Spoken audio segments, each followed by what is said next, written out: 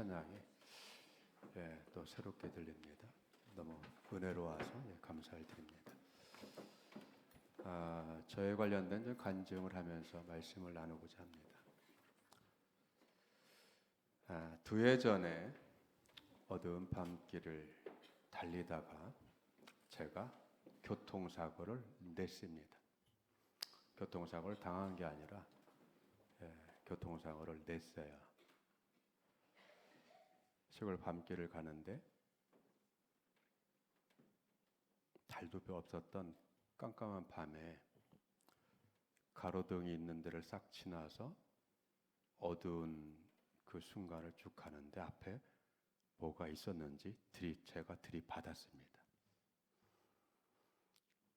들이받고 나서 정신이 없었죠. 에어백이 터지고 냄새는 나고 이게 무슨 일이야? 앞에 분명히 없었는데. 그리고 그 순간 봤더니 앞에 뭔가 부딪힌 차가 있었습니다. 창문을 열고 에어백 터진 냄새를 빼고 그런 사이에 앞에 차가 없어졌어요. 야, 이게 꿈이냐 생시냐? 이게 무슨 일이지? 앞에 분명히 있었는데. 한참을 보니까 자마치 50m쯤에서 차가 이렇게 서 있었습니다. 한참 보니까 범버가 좀 찌그러졌어요. 내가 들이받았구나. 차문을 열고 나가서 그 앞에까지 가서 그 차를 두들겼어요. 그랬더니 운전하시는 분이 시동을 끄고 운전석 의자를 뒤로 확 제끼고 자고 있었어요.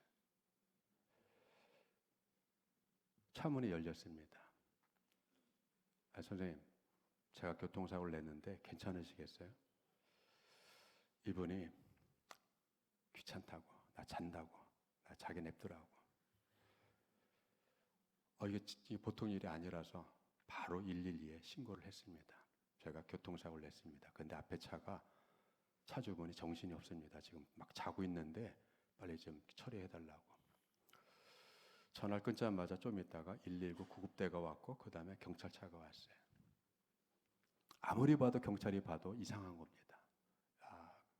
그분을 음주 측정했어요. 그분은 현장에서 음주운전으로 걸렸어요. 그래서 저는 가해자가 됐습니다. 어쨌든 가해자가 됐어요. 근데 이 얘기를 하는 것이 아니라 제일 먼저 도착했던 119 구급대원이 제 상태를 체크하고 어디 이상이 없냐 묻고 그리고 혈압을 체크했는데 대원이 하는 얘기가 왜 이렇게 혈압이 높냐고. 너무 높다고 혈압이.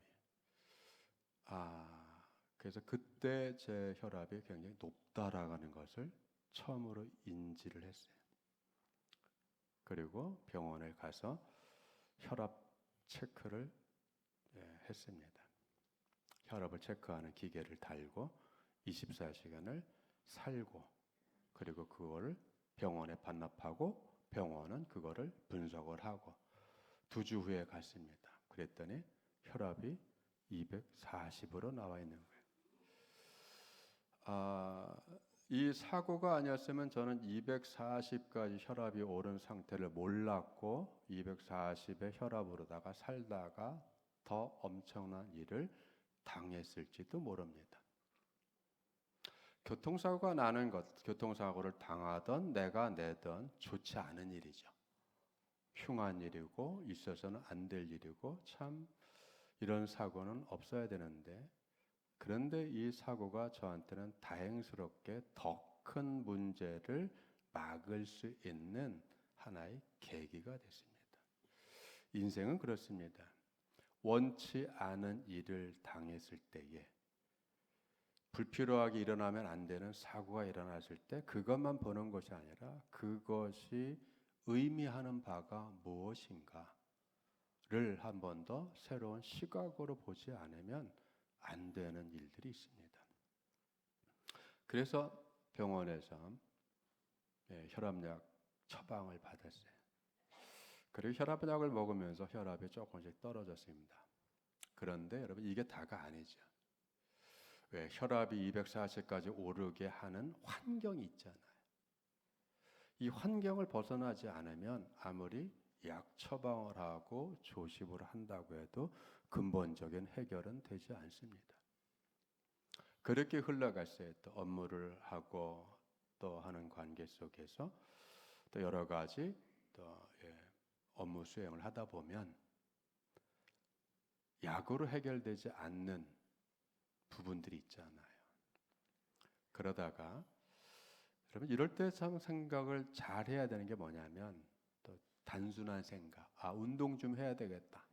운동으로 좀 스트레스를 풀고 마음의 여유 좀 가져야 되겠다라고 하는 좋은 생각이지만 그러나 좋은 생각이 때로는 나쁜 악수가 되는 경우가 있단 말이에요. 그래서 중고 자전거를 구입을 했습니다. 그리고 퇴근하고 한강변을 자전거를 타고 나가서 라이딩을 했어요. 사흘째 되는 날 일이 벌어졌습니다. 한강변 얼마나 달리기 좋겠어요. 신나게 달려가다가 그것도 퇴근하고 밤에 신나게 달려가다가 갑자기 커브길을 만났어요. 속도를 확 줄여서 갔는데 타이밍을 놓쳤습니다. 커브길이면 그 커브길이에요. 살짝. 그러니 스피드를 줄이고 들어갔음에도 불구하고 달리는 속력에 의해서 제가 튕겨져 나갔습니다. 그리고 벽에 부딪혔어요. 머리서부터 해서 손목, 머리, 무릎으로 이렇게 1단계, 2단계, 3단계 쾅쾅쾅 하고 부딪혔습니다. 일어날 수가 없었어요. 너무 아파서. 물론 헬멧도 쓰고 장비를 갖췄지만 다행스럽게 헬멧을 썼으니까 머리가 깨지진 않았습니다. 근데 그 통증이 너무 심해서 충격이 머리로다가 벽을 들이받았으니까 모든 충격이 어디로 가겠어요? 경추로 가죠. 핸들을 잡았으니까 오른쪽 손목이 벽에 부딪혔고 페달을 밟았던 오른발, 오른쪽 무릎이 또 벽을 들이받았습니다. 무릎은 완전히 찢어졌어요. 바지서부터 해서 다 찢어졌어요. 엎어져 있으면서 생각을 했습니다. 목뼈가 부러졌으면 어떻게 되지? 한번 움직여 봐야 되겠다. 목을 돌렸더니 목이 돌아가. 목뼈는 안 부러졌구나. 무릎이 너무 아파서 다리를 펴봤어요. 했더니 다리가 펴져. 안 부러졌구나. 손목을 했더니 손목이 안 펴져. 여기는 부러졌구나. 이 말씀을 드리는 건 뭐냐면 그래서 손목 복합 골절이 돼서 119에 실려서 중앙대병원에서 수술을 받았습니다. 여러분 왜 말씀을 드리냐면 교통사고를 내서 혈압이 240까지 올라간 걸 알았는데 그래서 약 처방을 받고 혈압을 낮추는 것까지는 했는데 혈압이 올라가면 여러분 이런 생활을 하게 되면 사람은 정상적인 판단을 잘 못해요.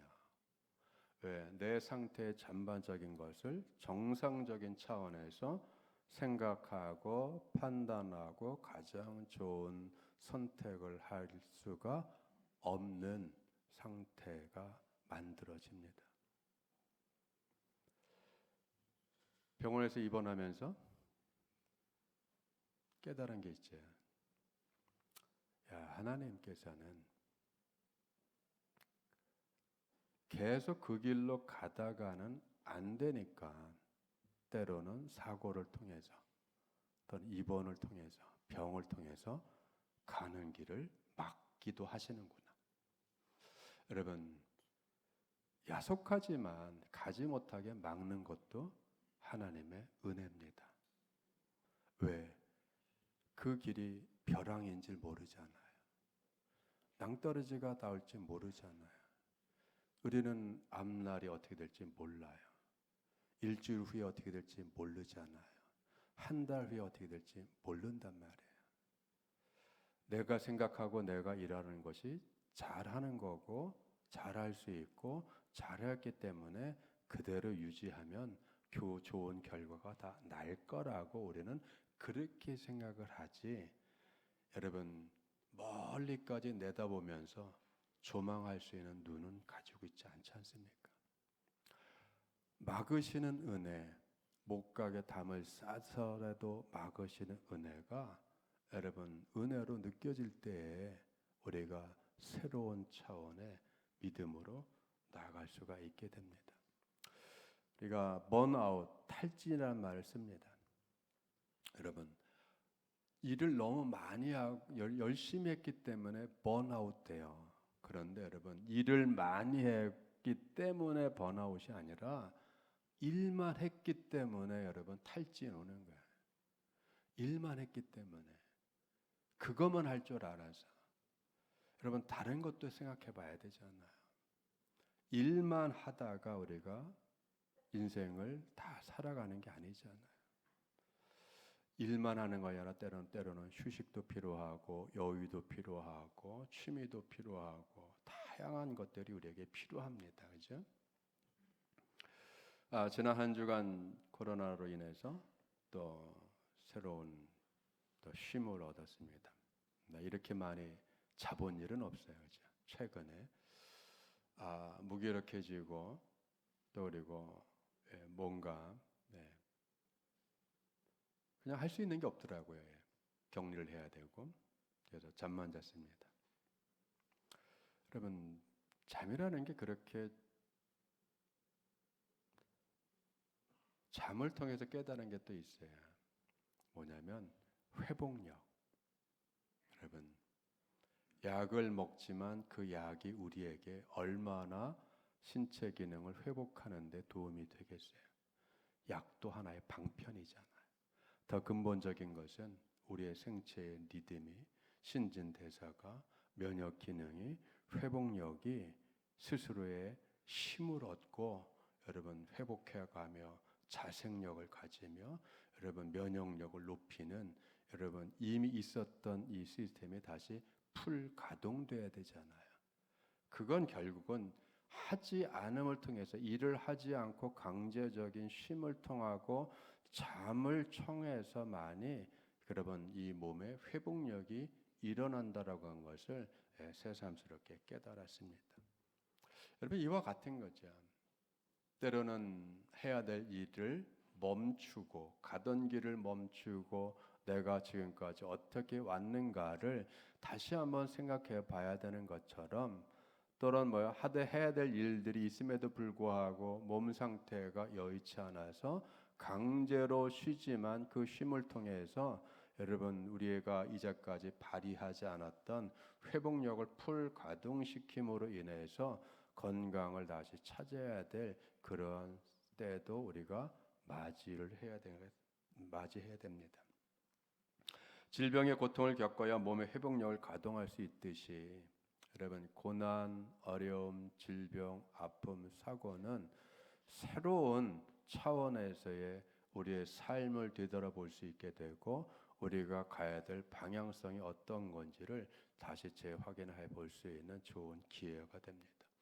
더 많이 빠른 시간에 더 많이 일을 하고 결과를 내는 것도 중요하지만 다시 말해서 빠르게 많이 하는 것도 중요하지만 더 중요한 것은 빠르게 더 많이보다는 바른 방향으로, 그렇죠? 바른 방향으로 바르게 해가는 것들이 오히려 더 유익하다라고 하는 것을 우리가 다시 깨달아 봐야 됩니다. 오늘 성경에는 시험, 시련, 연단이라는 단어들이 참 많이 나옵니다. 우리 성경만 해도 신약에만 해도 예수님께서도 시험을 받았다고 하죠. 연단을 받았다고 하죠. 여러분 200회가 넘는 시험, 연단, 시련이란 단어가 나옵니다. 그만큼 성도들의 삶에 시험, 시련, 연단이 심심치 않게 찾아온다는 것을 우리가 알 수 있습니다. 성도의 믿음은 시련을 이기는 과정 속에서 자라나며 시련을 견디는 동안 믿음이 단단하게 연결어 갑니다. 연단을 거치면서 더욱 믿음이 굳건해지고 흔들리지 않게 의젓해지는 것입니다. 성도 여러분, 이유 없이 목적 없이 오는 시험과 시련과 연단은 없습니다. 고난도 마찬가지입니다. 이유 없는 고난, 의미 없는 고난이란 있을 수 없습니다. 모든 고난은 그 나름의 소용이 있고 의미가 있고 가치가 있습니다. 고난을 통해 성도는 깨달음을 얻을 수 있습니다. 그래서 성경은 성도들에게 고난 뒤에 오는 영광에 대하여 즐거워하고 기뻐하라라고 여러분 고난을 바꾸어서 기쁨과 즐거움으로 새로운 차원에서 고난을 꿰뚫어 보라고 우리에게 권면하고 있습니다. 오늘 우리의 읽은 베드로전서 4장 12절에서 14절의 말씀의 핵심 주제가 바로 이 부분입니다. 살아있는 과정에서 불같은 시험이 오더라도 이상한 일이 일어난 것처럼 여기지 마라. 불같은 시험이 오더라도 참 이상한 일, 어색한 일, 황당한 일, 여러분 당황스러운 일처럼 여기지 말라라고 합니다. 너희를 연단하려고 오는 불시험을 이상한 일 당하는 것 같이 이상하게 여기지 말라. 여러분 여기서 우리가 주목해야 될 세 단어가 있습니다. 연단, 불시험, 이상한 일. 여러분 여기서 말한 연단이라고 하는 것은 훈련 또는 재련 또는 단금질이라고 하는 의미가 있습니다. 특별히 이것은 의학적인 실험을 할 때에도 이 단어를 사용합니다. 성경 외적으로는 의학에서 실험을 할 때 여러분 어떤 실험을 통해서 뭔가 결과값을 도출해 내려고 하지 않아요. 불시험, 여러분 불이라고 하는 것은 재련을 얘기하는 겁니다. 마치 금을 녹여서 도가니에 금을 넣고 불을 가해서 녹여서 불순물을 제거하고 순도가 가장 높은 순도 99.9999%의 금을 만들어내고자 불을 가하잖아요. 그런 면에서 여러분 성도들에게 가해지는 어려움이 불같은 시련이라고 할지라도 그것은 우리를 괴롭히거나 어렵게 하거나 가지 못하게 하거나 파괴하려고 하는 것이 아니라 우리의 믿음을 더 정금 같은 믿음, 정금 같은 신앙으로 도출해내기 위한 여러분 하나의 과정이라고 하는 것을 우리가 생각해 봐야 됩니다. 그렇기 때문에 이상한 일, 황당한 일, 당황스러운 일, 어색한 일, 나하고 어울리지 않는 신앙생활에 어울리지 않는 일이라고 그렇게 여길 필요가 없는 것입니다. 여러분 불시험, 피로시스, 불타오르게 한다, 연소시킨다, 불같은 시련, 정련한다. 그것은 더 좋은 금속을 얻기 위한 재련이잖아요. 때로는 여러분 주님도 우리를 하늘나라의 보물로 만들기 위해서 불필요한 것들을 제거하기 위한 그러한 과정들, 그런 속에 우리를 한번 지나가게도 하시는 거예요. 때로는 어려움을 당하고 사고를 당하고 했던 그 모든 일들 통해서 잠시 가던 길을 멈출 수도 있는 거고 생활을 멈출 수도 있는 거고 그런 입원 과정, 수술 과정 이런 쉼의 과정을 통해서 다시 한번 생각하게 하시고 건강을 생각하게 하고 은혜를 생각하게 하고 믿음을 생각하게 하고 잃어버렸던 기도의 생활을 다시 찾게 하고 다시 주님께 나아갈 수 있는 그런 또 가치 있는 시간으로 바꾸어 주시잖아요. 여러분 옛말에 군자불기라는 말이 있습니다. 군자불기, 즉 이상적인 사람은 하나의 제한된 그릇처럼 쓸 수 없다. 여러분 이 말은 뭐냐면 쉽게 얘기해서 여러분 우리가 일하는 기계는 아니잖아요. 인생을 여러분 소처럼 일만 하다 가는 게 아니잖아요. 자기 제한된 재능만 발휘하다가 살아가는 삶이 아니잖아요. 우리는 여러분 컴퓨터가 아니에요. 기계가 아니에요. 그렇기 때문에 여러분 AI 시스템이 아무리 발달하고 초고도화 된다고 할지라도 여러분 우리는 AI 컴퓨터와 경쟁하는 존재가 아니잖아요. 아무리 그 연산작용이 우리보다 AI가 빠르다 할지라도 여러분 프로그램 해주지 않으면 아무것도 아니에요. 아무리 딥러닝을 한다고 해도 최소한의 여러분 재료를 넣어주지 않으면 스스로 창의적으로 생각하지 못해요. 결국은 여러분 제한됐던 제한을 많이 갖던 적게 갖던 인간이 사람이 사고를 통해서 세팅을 해줘야 되고 프로그램을 해줘야 되고 코딩을 넣어줘야지만이 여러분 돌아가는 거예요. 그런 면에서 여러분 언제나 사람이 더 위대한 거예요. 쉴 줄 알아야 되고 더 깊이 이 삶의 의미를 생각해야 되고 내 존재 가치를 생각해야 되고 여러분 내 가는 방향성을 생각할 줄 알아야 되고 여러분 이 모든 것들이 풍성하게 아우러져서 작동해 갈 때에 하나님의 은혜가 거기에 더 얹어져서 이 삶을 더 풍성하고 더 아름답게 만들어 갈 수 있다라고 하는 것을 더 기억해 주시기 바랍니다. 여러분 사업을 하다 보면 사업하시는 분들 어려움에 처합니다. 지금 얼마나 어렵습니까? 삼성 어려워요. LG 어려워요. 다 어렵습니다. 그죠? 미국 은행 도산했습니다. 스위스 은행 휘청거립니다. 지금 다 어려워요. 그죠? 아무리 돈을 많이 굴려도 어려워요. 생각과 뜻대로 되지 않습니다. 이렇듯 여러분 어려움에 처해서 도산할 수도 있고 마이너스 날 수도 있습니다. 직장생활을 하다가 갑자기 해고 통지 받을 수 있습니다. 승진해서 누락될 수 있습니다. 건강검진 후에 좋은 결과가 있을 수 있지만 좋지 않은 결과값을 얻을 수 있습니다. 간 수치가 좋지 않다, 심근경색이 있다, 뭐가 있다 이런 통보를 받을 수도 있습니다. 노력에 비해서 결과가 안 나올 수도 있습니다. 불의의 사고를 당할 수 있습니다. 여러분 그럴 때에 성도는 당황하지 않습니다. 왜죠? 주님이 계시잖아요.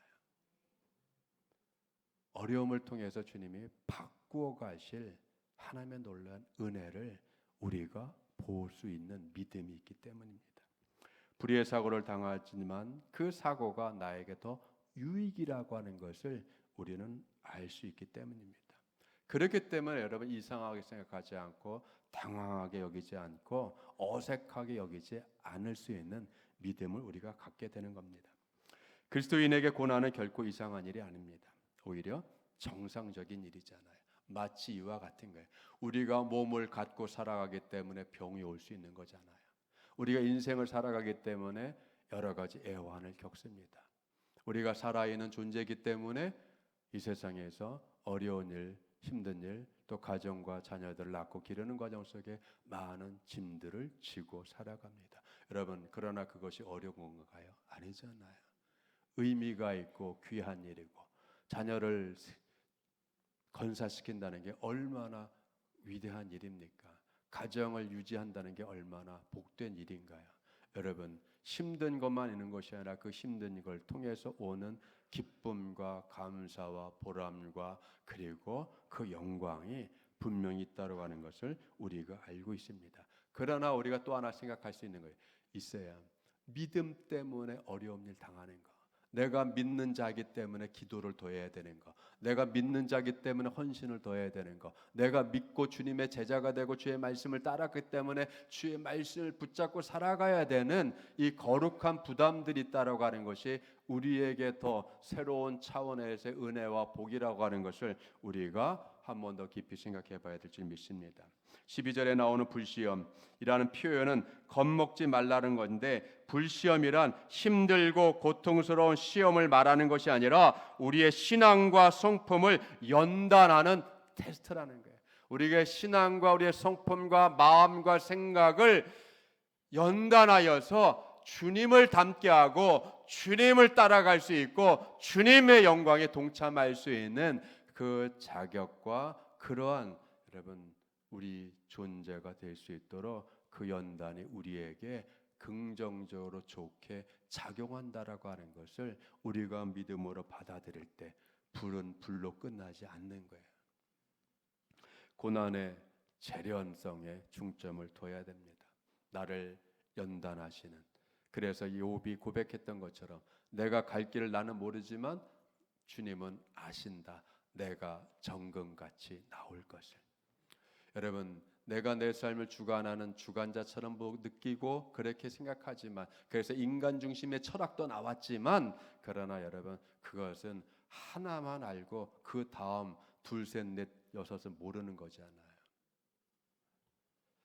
우리의 삶에 전체적인 걸 조망하며 이끌어 가시는 주관자가 되시는 주님께 우리의 인생을 맡기며 나를 다듬으시고 여러분을 다듬으시고 여러분의 가정을 다듬으시고 여러분의 자녀와 자손들을 다듬어 가시는 주님의 그 손길을 우리가 봐야 될 줄 믿습니다. 그런 면에서 성경은 단련 다음에 승리, 연단 뒤의 영광을 보라고 권면을 하는 겁니다. 하나님은 고난이라는 방법으로 우리가 예수님을 닮도록 제자 훈련을 시키고 계시기 때문입니다. 이런 견고한 신앙으로 어려움과 싸우고 질병과 싸우면서 우리가 이해할 수 없을 때 하나님을 더욱 공경하며 신뢰하라고 성경을 말씀하시는 이 말씀에 우리가 귀를 기울여야 됩니다. 베드로 사도는 본 메시지를 통해서 사건 뒤의 보상, 사건 뒤의 영광, 사건 뒤의 기쁨을 바라보라고 합니다. 그래서 어떤 어려움과 고난 중에도 기쁨의 영성으로 살아가자고 격려하며 용기를 북돋아주고 있습니다. 파스칼은 어려서 결핵성 복막염을 앓았습니다. 그러니 얼마나 아프겠어요. 제대로 뛰어다닐 수 있겠어요. 한번 병에 도지고 고통이 오면 누워 있을 수밖에 없었습니다. 누워 있는 동안 뭐 할까요? 그의 사고력이 누워 있는 동안 깊어집니다. 인생에 대해서, 삶에 대해서, 하나님의 뜻에 대해서, 세상에 대해서 여러분 그 침상에서 깊은 사유의 결과로 나온 게 팡세예요. 팡세라는 부류의 명작이 나옵니다. 현대과학의 시조가 된 존 뉴턴 역시 어려서 몸이 쇠약했어요. 제대로 공부를 하지 못했습니다. 그래서 때때로 지방에 내려가서 요양을 했습니다. 그러는 과정 속에 사과가 떨어지는 거 보면서 만유인의 법칙을 정립해냅니다.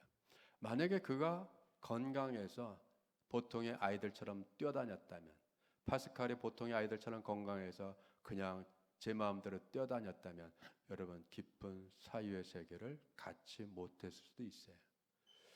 뉴턴이 건강했다면, 여러분 보통 아이들처럼 뛰어다닐 수 있었다면 여러분 그는 만유의 법칙을 정립하지 못했을 수도 있습니다. 스위스의 루이 파스테르라는 사람이 있습니다. 소아마비 장애였어요. 그렇기 때문에 남다르게 여러분 건강에 대해서 생각하게 됐고 면역에 대해서 생각하게 됐어요. 그리고 연구한 결과 여러분 예방의학의 선구자가 됐고 파스테르 요법을 만들어냈습니다. 지금도 파스테르 연구소에 어마어마한 바이러스 연구가 세계적인 탑 수준을 가지고 있잖아요. 그게 출발이 어디죠? 장애. 출발이 뭡니까? 어려움. 출발이 뭐예요? 아픔. 남들과 다르게 허약하고 아프고 그리고 장애가 그거를 극복하고 이기고 그 마음을 통해서 그 아픔을 통해서 모든 사람을 돕고자 하는 그 열정이 만들어낸 것이 의학의 발전으로 가져왔고 예방의학을 갖게 됐고 바이러스를 연구하게 됐고 오늘날 우리가 쉽게 마실 수 있는 파스테르 요법의 우유나 요구르트까지도 실생활에 도움을 얻는 것이 됐지 않았어요. 마찬가지입니다, 여러분. 어려움을 통해서 주님이 우리에게 위대하게 일하기를 원하셔요. 장애를 통해서 주님께서 위대하게 일하기를 원하셔요. 고통을 통해서 위대하게 일하기를 원하시고 어려움을 통해서 내가 하실 수 없는 나약한 걸 인식을 함을 통해서 하나님의 능력과 하나님의 권능과 하나님께 의지할 수 있는 믿음을 갖게 하시잖아요. 우리가 돈이 풍부하고 건강이 남다른 건강을 가졌다면 언제 우리가 겸손하게 주님 앞에 머리 조아리면서 주님 앞에 겸손하게 주님의 은혜를 구하겠어요. 여러분 우리의 연약함이 오히려 그때 주님의 능력이 나타날 때고 우리의 어리석을 그때에 주님의 지혜가 나타날 때고 주님의 일하실 때인 것을 우리가 다시 한번 믿음으로 봐야 될 줄 믿습니다. 어려움이 있습니까? 신체적으로, 가정적으로, 사업적으로, 마음으로 힘들고 고통 중에 있나요? 십자가의 주님을 바라보시기 바랍니다. 우리의 질고를 아셔서 그것을 해결하시기 위해서 십자가 지신 주님, 그래서 그 주님의 고난과 고통이 우리를 살리시고 우리를 구원하시고 우리에게 더 풍성하게 생명력을 주시는 그 고난이 우리에게 복의 통로가 됐다라고 하는 것을 기억하시면서 오늘 새롭게 한 주간을 허락받은 여러분, 저와 여러분 혹시 기도할 일이 있고 주님께 맡길 일이 있으면 그 일을 감사하시기 바랍니다. 아프고 힘들고 어렵다고 구차하게 여길 것이 아니라 그 고통을 통해서 어려움을 통해서 주님의 은혜 깊숙이 들어가고 주의 능력 깊숙이 들어가고 보혈을 통해서 하나님께 나가는 것처럼 그 어려움을 통해서 주의 능력의 영광에 참여하는 그 믿음을 건사하시고 믿음으로 한 주간 승리하시기를 주님으로 축원드립니다. 기도하겠습니다. 아버지 하나님 감사드립니다. 우리가 연약한 것이 연약한 것을 끝나지 않게 하시고 어려운 것이 어려운 것을 끝나지 않게 하시고 고통이 고통으로 끝나지 않게 하시고 그것을 기쁨으로 바꾸시고 강성하게 바꾸시고 흥황하게 바꾸시고 그리고 감사로 바꾸시는 주님, 죄가 화관되게 하시고 눈물이 웃음되게 하시는 주님, 누추함이 영광되게 하시고 낮은 것을 높이시는 주님이시오니 아버지 하나님, 우리가 인생을 살아가면서 믿음을 갖고 살아가면서 믿는 자이기 때문에, 믿는 신앙인이기 때문에, 교회이기 때문에 남다르게 어려움을 겪을 수도 있습니다. 그러나 그 어려움과 고난과 연단을 구차하게 이상하게 여기지 않게 해 주시고 오히려 그 고난 속에 역사하시는 주님을 보게 해 주시고 고난의 유익을 보게 해 주시옵시고 그 아픔을 통해서 기도함으로 주님의 놀라운 능력을 체험하는 귀한 성령의 역사의 기간으로 삼는 저희들 되게 하여 주시옵소서. 한 주간 허락하여 주셨사오니 우리의 연약한 속에서도 주님 역사하여 주셔서 우리를 도우시고 힘을 주시고 능을 더하여 주시옵시고 아버지 하나님의 고난에 함께 동참함으로 영광에도 함께 동참하는 저희들 되게 하여 주시옵소서. 감사드리며 예수님의 이름으로 기도드리옵나이다. 아멘.